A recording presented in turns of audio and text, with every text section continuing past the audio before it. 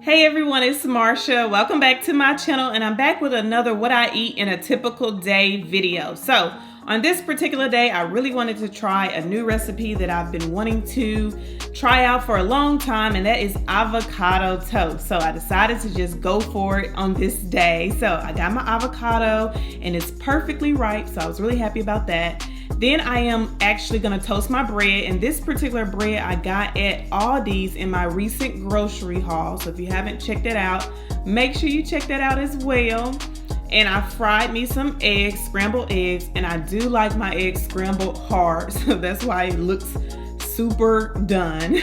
But then I move on to my avocado, and I'm just gonna go ahead and cut it. And I decided to mash it directly in the avocado peeling just to save from dirtying up another dish. Then I season it with some salt and cracked pepper, and then I just mix that together really good.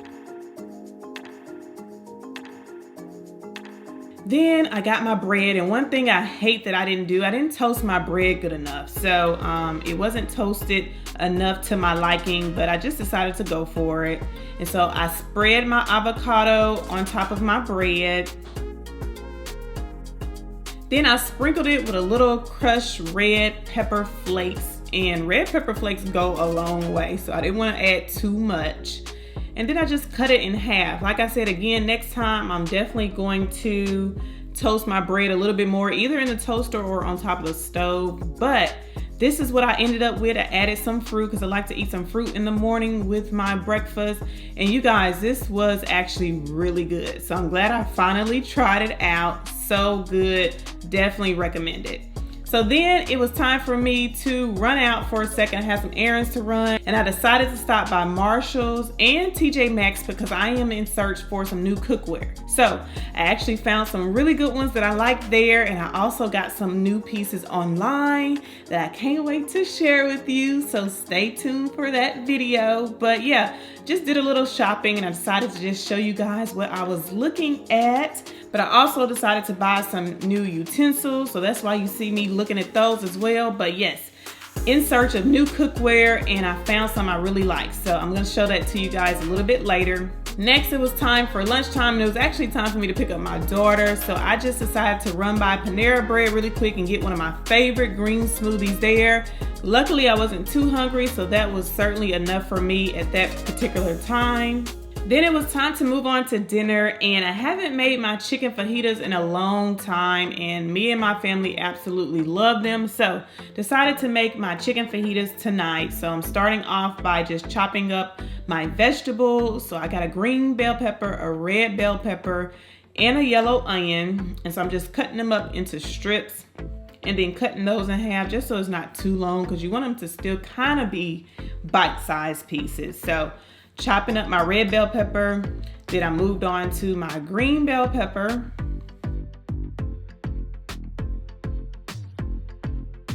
Once I had both of those chopped up, then I moved on to my yellow onion. Next, it's time to move on to my marinated chicken. So I've already marinated this chicken in the refrigerator for about 30 minutes. And the seasoning and spices that I use is already in another video on my channel, so I won't go into too much detail on that. You guys can definitely check that out when you want to, but that marinade is the bomb, you guys. It's definitely key to making this really good chicken fajita recipe, so I highly recommend you check that video out next if you want to make this. But chicken has marinated, so now I'm just getting ready to cook it in a skillet, and I'm definitely going to add the rest of those juices from my marinade because I don't want to leave any of it out. And so you just want to cook your chicken on both sides for about 3 minutes until the chicken is done. Definitely don't overcook it because you don't want to be too tough or rubbery. But when it's done, go ahead and remove it and put it into a separate plate. And then we're going to use that same skillet to go ahead and saute our vegetables. So I'm just adding a little bit of water just to scrape up some of that marinade from the bottom. And I like to use the water to kind of like steam the vegetables and help soften them and cook them as well. So just add a little bit of water, and then it's time to add in your peppers and onions into that same skillet. Some of the marinade that's at the bottom is gonna flavor the peppers and onions, so that's good that you still leave some of that in the skillet. and just mix that around, saute it. You may want to add just a little bit more pepper and salt or seasoning to this, but for the most part, that marinade that's left over will definitely help season your vegetables. Then once your vegetables are done, it's just time to eat. So it's time to assemble everything. You have your chicken, your vegetables, some tortillas that are warmed up in the oven, some cheese, some chopped cilantro, sour cream, and salsa. Honestly, whatever toppings you want to use.